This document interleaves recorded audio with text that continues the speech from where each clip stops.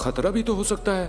राहुल, हम लोग खतरे से डरने वाले होते तो यहाँ तक आते ही क्यों? फिर चारों उतर गए और इधर उधर देखते हुए चलने लगे। तभी अचानक उनकी नजर एक गुफा पर पड़ी।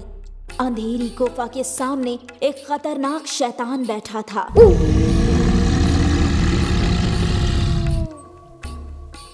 शैतान के सामने टाइगर के बच्चे खेल रहे थे। आपका शेर अब कभी नहीं आएगा। उसका खून चूस के भगा दिया है हमने उसे। अब आपकी बारी। आप बच नहीं सकते आप लोग।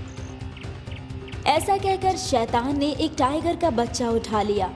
विशाल और उनके तीनों दोस्त फटी आंखों से वो नजारा देख रहे थे।